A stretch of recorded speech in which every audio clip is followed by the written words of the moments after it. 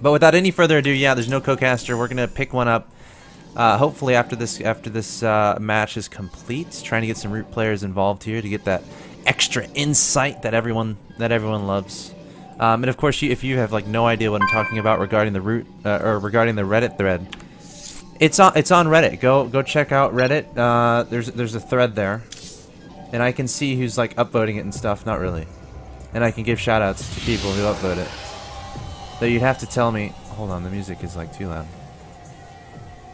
You have to tell me if you upvote it, and then I'll have like a monologue prepared for you. Right, what's going on here? This is an ESEA match, Root versus O Gaming. O Gaming. You might not have heard of them, but I got some info about them. They were founded in 2003. Cats from Team Root. Cats used to be on O Gaming. Cats was a part of the team. Also, some more information. The last time these two teams met in 2010, Slush performed a 4-0 all-kill. So there's some backstory for you. Oh, mouse, relax. But in this match, what do we got? Hold on. Monitor. Bottom left-hand location with red Protoss player Todd. Top right with yellow Zerg player FlawlessZerg. Will he be flawless in this game? We're about to find out. Jufro just told me that he upvoted the thread on Reddit. Wow, what a classy guy. There is a special place in my heart reserved for you. I will never forget that you did that. Alright, so we got a PBZ on Daybreak. We see a hatchery going down at the middle right. That pool, I think, was placed down at 14. 2 lings on the way. Not going too crazy with the lings right now. Some Zerg players will make like 6 or 7 if they feel like their opponent is being too greedy and delaying their cannon a lot. But there's always a risk associated with that, especially on this map, considering the rush distance is so darn long. And if you make those lings, you can't really unmake them. Okay, behind this map, you need to turn your overlay off. What are you talking about? What's happening with the... Oh, I know what y'all are talking about, I think. Hold on. I think we can fix that. No, that's not it. There it is. Is that better? I think that's better. I think that's better. Yes, for those of you wondering about the ESWC matches, they will happen 2 hours from this point. First, we're going to have this, Root versus O Gaming, and then we're going to have ESWC matches. 2 best-of-5s, Axlab versus Xenocider, and RTZ versus... Trimaster. Go check out the thread on Reddit. All information is there, or a lot of the information is there, and not all of them.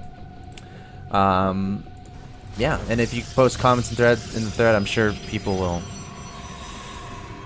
will investigate and look out for that. Todd, is that a complete wall off? Is there a gap there? I'm not sure there is.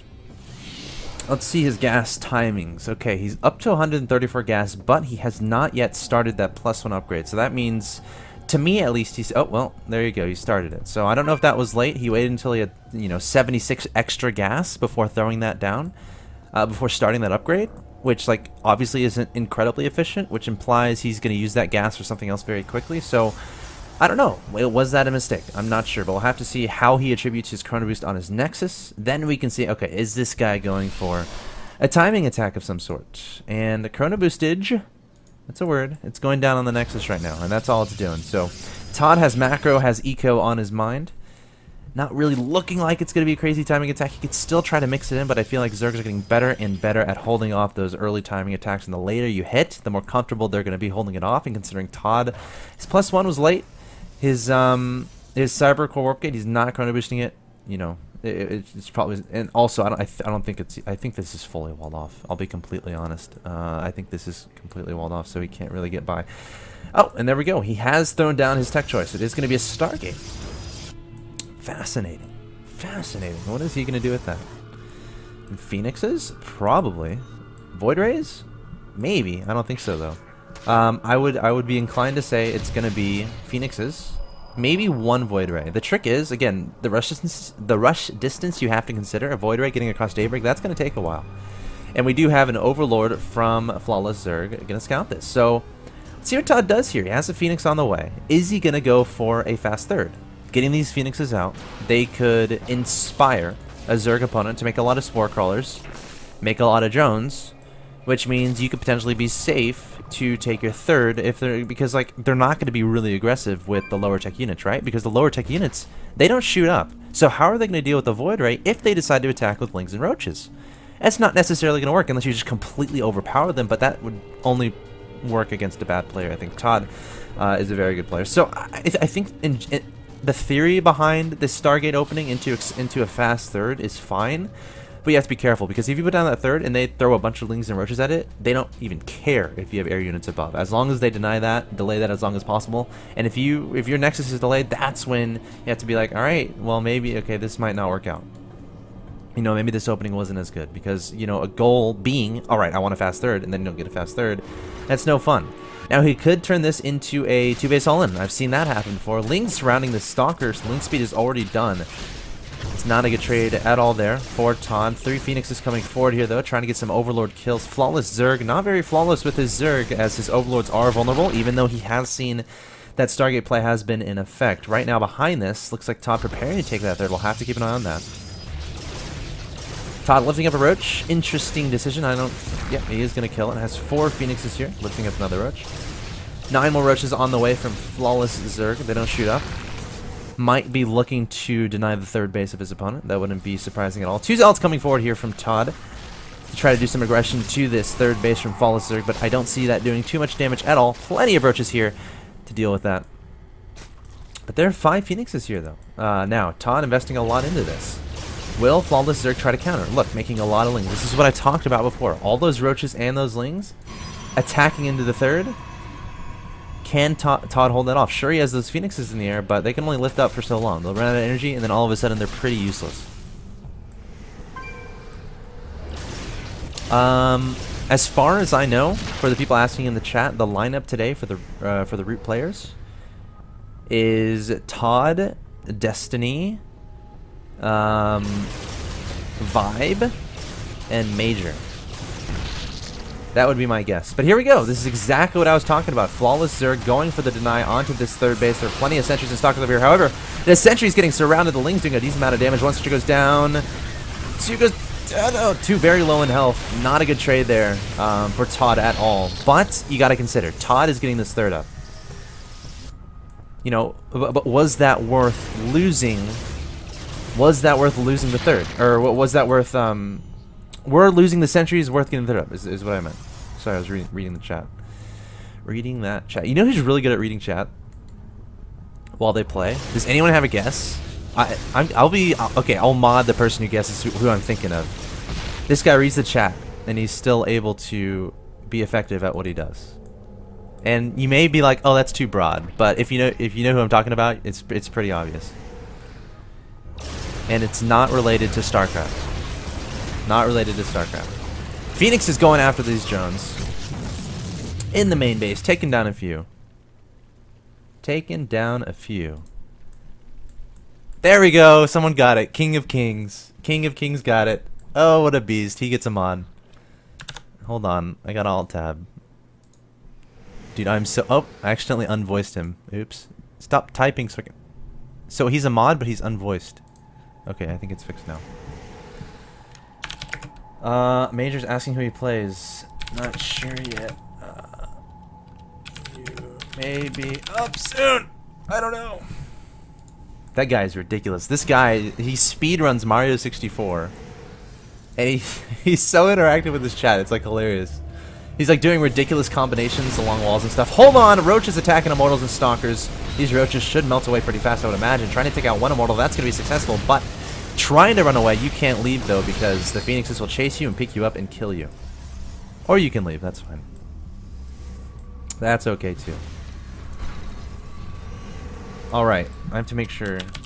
Join the channel. I don't want Major running away here. Alright. So ToD doing some aggression here, and we have a Zerg player going up to Greater Spire. The most vulnerable point as Zerg, I think, one of the most vulnerable points is when you're going up to Greater Spire. First of all, you're probably saving up a lot of gas. You're investing a lot into the Greater Spire to begin with. Hold on, though. Engagement happening in the middle of the map outside of FlawlessZerg's 4th base. Infestors coming forward. Throwing down the fungals. The Phoenixes, though, picking up those infestors. And it looks like Todd should have enough here. 50 lings in that production tab, which could be damaging. Todd making more stalkers. I think Todd should have enough here. He does have blink research, so once the lings start getting up close and personal, start blinking away and dipping and dodging away from those lings. That could be a good strategy. A lot of gas saved up here from a FlawlessZerg, and again, that could be a potential weakness. That's a lot of gas he's not actually using at this point in time. 4 Corruptors on the way, going to try to make those into Broodlords, and the question is Todd going to continue with this aggression? There's no fourth behind this. Mixing in those Zealots, also incorporating those High Templars. Storm is not researched? I don't think, so that must mean he wants those for Archons, or to look pretty, or to feed back Overseers, or to feed back Queens. Okay, Storm is not yet complete, so it is going to be the Archon.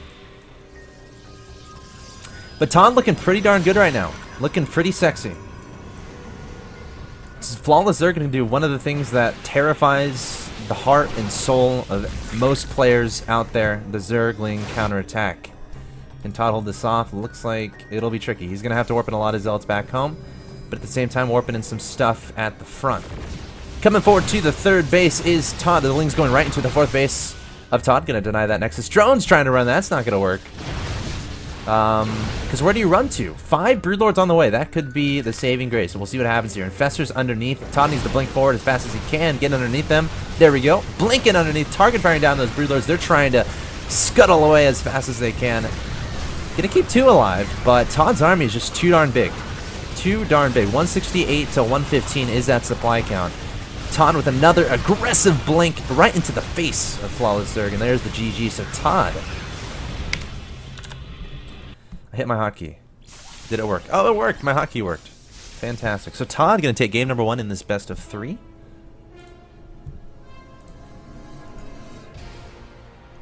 And we're gonna add Stephen Bonnell to the call.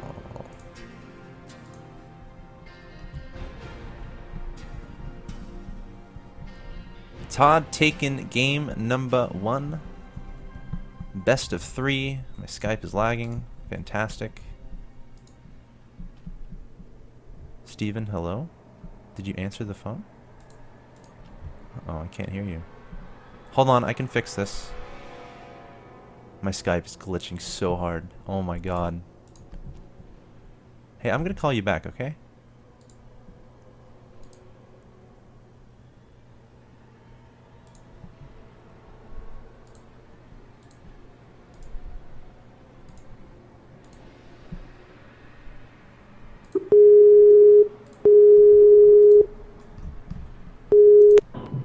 Hey, what's up? Hey, how are you? Hey, pretty good. Good. Did you catch any of game 1? No, what the fuck? What happened? Dude, it's Todd versus FlawlessZerg. I'll get you into game 2 if you want to hang out and talk about the game. Flawless and Masters League? I didn't check. He played decent, so I would imagine he is. I was gonna make fun of Todd, but... Well, Todd won, so I don't think there's room to make fun of him. There's always room to make fun of Todd. It's like rule number 1 of StarCraft. What the fuck? I guess that's true. I guess that's true. So, have you made any decisions regarding whether or not you'll be doing anything this weekend? Like going to MLG? Yeah. I'm thinking about it. Well, 2 matchups I have right now are in flux, though, so I'm kind of nervous. If I figure them out tonight and tomorrow, then I'll go. The 2 what? 2 of my matchups are in flux. Like, I'm very unsure about them right now. So what do you mean? What do you mean matches? I don't understand. Matchups. For what? My ZVP. Oh. Okay. Oh. That game. StarCraft 2. Dude, just talk to me. I'll tell you what to do, and you'll win. No big deal. Oh yeah. Yeah, man. Got it. Yeah, no problem. All right, invite me to games. So Todd won game 1, right? Are you in the channel? What? Yeah. No. Can you add me as a friend? I don't even think you have me added, which is actually a little bit insulting. That's not an accident. If you don't have room for that, since you're such a popular guy. Can you add me by email? Yes. You're gonna ask me my email? Oh, never mind. I see. Well, I'll add you. Yeah, you can add me, or you can type yours in there and... Sent the friend request. All right, and if people are wondering who Steven's talking to, you're streaming. Are you streaming? Yeah, I just started what's up. Okay. I streamed the first match on my channel, twitch.tv/Axeltoss, but you can keep watching Destiny until he starts playing. You're not gonna keep streaming? I will, but you're not going to be in the call, and if they want to watch third-person view, they can go to my stream if they want. Wait, I'm not gonna be in the call right now when we're casting? No, you are. Oh, okay. I'm not talking I don't right play now. for a while. I'm like the last match. Oh, are right? you the last one? Okay. Yeah. Well, fantastic. Cool. Do you know who you're playing? Nope. I interrupted the thing Steven was watching on his stream. Don't worry about it. Just go. Okay. You're on like the last 2 minutes anyway. I'm sorry. My commitment to being your friend is more important than winning those races. I feel bad, man. Hey, man, if the first 2 minutes of StarCraft 2, if you need to duck out for 2 minutes, that's fine. Oh, good. Alright. Who is FlawlessZerg? I do not know. He is a player for O Gaming. A Zerg player. Apparently he's pretty good if his name is Flawless. At least I would be so inclined to think. But based on the last game, not so flawless considering he lost to Todd. This is a best of 3. Oh, sick burn. Hey man, I'm not burning. Are you doing the cameras? So can I follow you Yeah, around? you can follow me if you want. Oh, Ned. Do you want to introduce? Have you ever done that before? Yeah. You can do it. Alright, we got Todd versus FlawlessZerg. That was awesome. I didn't have time to like switch between bases though, man. Okay, I'm gonna do it for real. Ready? Yeah. Okay, in the top right corner, representing... It's actually middle right. In the middle right corner. It's not a corner, actually. Middle In the right hand. 3 o'clock base... That works. Is that 3 o'clock? Yep. In the 3 o'clock base, we have FlawlessZerg representing the Big O Gaming. What were they called? O Gaming. It's little Okay. O, big G. I don't Little know. O, Big G. Oh, the original gangster gaming team. Is that what it is? Oh, geez, why not, man? Yeah, that's the coolest thing, so they're gonna be that. Okay, and then from the left, we have ROOToD, ROOToD, playing Protoss. What does OD Alright. stand for? Overdose on It's Too Hot. It's a capital D though. Sorry. Hey, Manor! Okay, sorry. You're right. PVZ. Actually, you're overlay. Relax. Hold on. Jeez, come on. It was on purpose. It wasn't on purpose. What if he's on Team Overdose and his name is Root? I think he's Todd, and the T is like combined with the root. It's like a clever way of combining. I'm just so that kidding. it compresses It's not size clever. and makes it efficient. I had a thought, but it just lost me. What's your thought? Tell me. I forgot it, man. Tell me your thoughts, young wrestler. Oh yeah. Okay, so. Oh wait, I know what your thought was. The scouting pattern of that probe No. looks just like a dick. Oh, okay, never That mind. wasn't. Go ahead. Does it? Hold on. I see. Maybe that's actually- just me though. This map in general, if you take the 2 bases Yeah. and you think that you consider them, and then like the middle. Okay. Yeah, I can. Okay. So you're it's right. like it's kind of funny when you say like, "Hey, like that looks like a dick," but when you start saying like, "Well, if you think about this, then it looks like you're trying really hard to find dicks that aren't actually there." Well, no. So like that, I'm you know. just- I'm- Okay, I'm just saying. I'm just saying. I'm just saying I have your back. Like, if you think Okay. it looks like a dick, then I'm trying to, provide supporting evidence so you don't look like, you're retarded or anything. All right. Okay. Anyway, Okay. I was gonna say, O Gaming, Cats used to be on O Gaming. Wow. Did you know that? I did not actually. Yeah. I don't know how long ago. A few years ago, I would imagine. Cats is an OG. I could believe that. Yeah, I agree. And the last time Root played O Gaming, /4o'd. /4o'd O Gaming. Like an all kill. I'm gonna make sure my overlay isn't still up. Okay, good, it's not. Hey, so do you want to talk about the game? We yet? can do that. Or you... Forge okay. Fast Expand. Why? Why not Nexus first? What time was the Forge? Was it like a crazy 15 Forge? How late was it? I don't know. I didn't actually look because you were too busy trying to find dicks. That was... You started that, but... I mean... But seriously, why would you ever... you're a Protoss player, you tell me, why would you ever Forge Fast Expand on this map instead of just doing the Nexus first? Nexus, it seems like on any map, this would be pretty safe to Nexus first, no? I think it would. I feel like there's a timing where... If you delay your Forge too much in your cannon, then it could be tricky with the Lings. But, I mean, the rush distance is so long on this map, I don't know if that even applies. Yeah. So maybe just being super safe. Like, I don't know if he scouted his opponent first. Okay, yeah, that'd be my guess. Maybe he's already up a game and he just has to play really safe. Yeah. I don't know. That'd be my guess. Now the question is, what strategy does he go for? What are you terrified of in this map against Protoss? Yeah, I think Metropolis is actually an MLG map, if I recall possibly. correctly. It really depends on the opponent and how well they know late game. Against a good late game opponent or somebody that's able to harass well, Protoss is really, really, really, really, really powerful in this map. Like an Axeltoss, maybe? Yeah, sure, why not? An Axeltoss or a Mana or anybody that has really good Warp Prism utilization. Just because defending Warp Prisms is so hard. Like in general, or are you still? Well, the bigger the map, the harder it is. Because like like if you just put 20 spines at one base, they can just go to a different base. Yeah. You can't really spore the walls because the area they can drop is so large. Especially if they get Warp Prism speed, they can just fly by 2 or 3 spores and go to a back base. So, I mean, using Warp Prisms on this map is really effective. The ability to blink up and in and out of the either of the main bases is really nice. You can walk Colossus up there. I mean, there's just a lot that Protoss can do in way of harassing here. And if they're headed towards a really scary late-game army composed of, like, carriers and High Templar and whatnot, it'd be pretty hard for the Zerg. I almost think the Zerg should go for some kind of timing attack once they've hit 3 bases, or at least keep the Protoss on their kind of back heel while working towards Broodlords. Now, dealing with Warp Prisms, obviously it's going to be one of the bigger tasks of the game. And since you said that Spore Crawlers might not be as efficient, what do you think the most efficient way? Like, do you get like 3 mutas just to patrol, just to look for those Warp Prisms? Like, 3 wouldn't be enough. You'd need at least 6 to 8.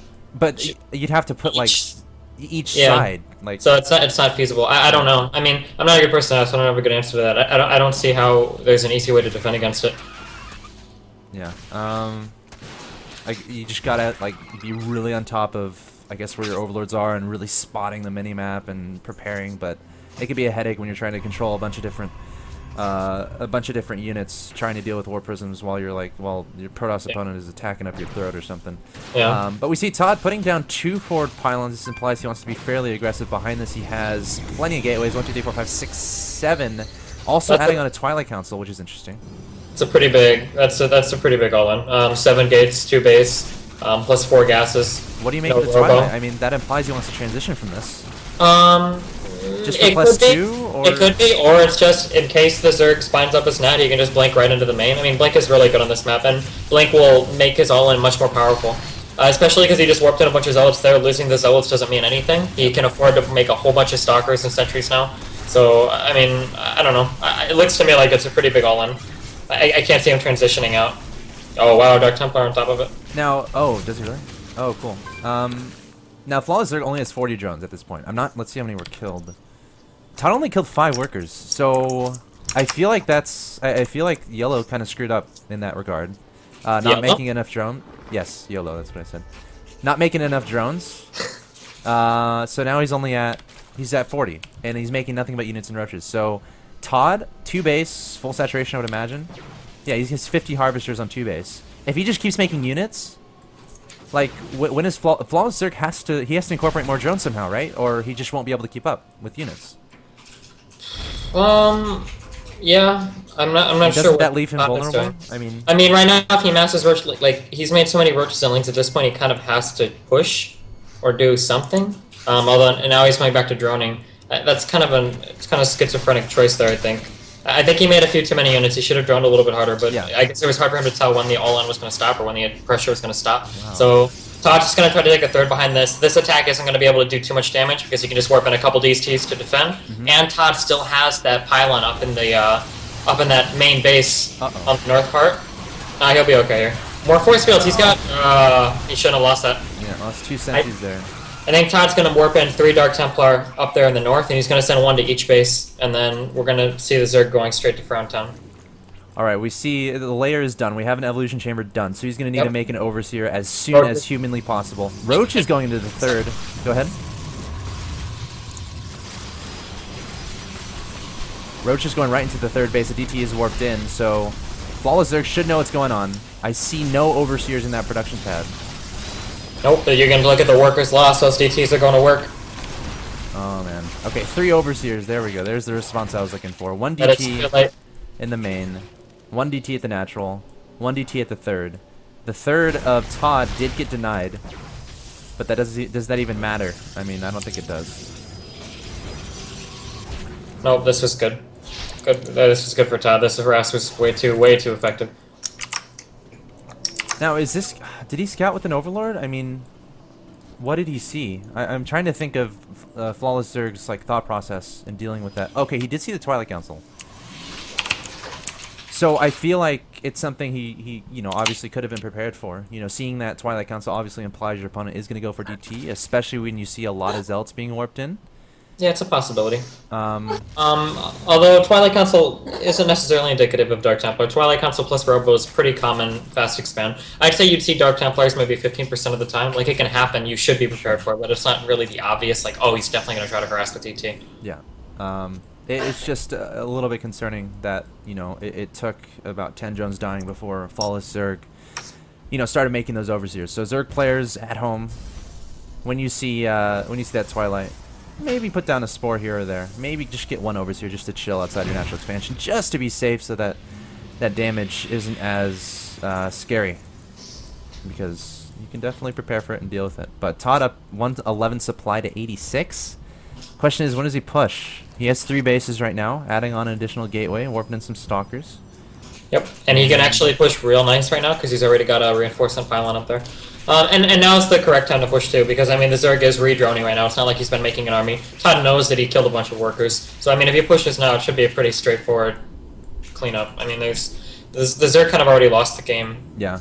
When the Dark Templar came in and wrecked so much, even though he's recovered his drone count now, like he just did that at the expense of warping in creating a whole bunch of units. So I mean. Now he did just make 1 Muta, so we could have a game-changing Muta attack. Do a counterattack and kill all the probes. But yeah, Todd going into the 3rd, and FlawlessZerg doesn't have much to deal with this. He's like, alright, I'm out of here. Leaving with the drones. Todd maybe could have been cute and force fielded the ramp there to prevent the drones from retreating. And I like this from FlawlessZerg, trying to take down these pylons to cut off the reinforcements, but little does he know there's still a pylon at the north side of the map. Yep, also too little too late. I don't think he needs even a bigger army than what he has now to do this. Yep. Todd shouldn't be back. He's giving the Zerg time for no reason. And he just unintentionally baited him up into his last pylon. But, I mean, it doesn't matter too much. Yeah. I mean, there's not much FlawlessZerg can do. Like, Todd saw all of the drones just straight up leave the 3rd base. The army right now for FlawlessZerg, there's about 12 roaches, 1 Muta in the air. Yeah, it does have that melee upgrade coming now. Uh-oh. Yeah, that could change things. Does he even have a melee unit on the map? I don't know if he does. No, never mind. Drones do not benefit from that upgrade. Alright, Todd putting down the Guardian Shield, going for the attack. FlawlessZerg trying to set up the concave. Blinking back as Todd. Force Field's going down, splitting up that army. And Todd's upgrades are 2 weapons. FlawlessZerg is 1-1. Not too huge of a difference there. But Todd, which is too much. Way too much. And Todd's going to 2-0. Putting Root up 1-0 in the clan war. Are you 3rd or 4th? I think I'm 4th. Dude, what if we win 3 and what's gonna happen? Then I get to play and I feel really confident. Fair enough. Hopefully it's not close. Alright, if you win your match, you're going to MLG. Really? Yeah. What if I lose?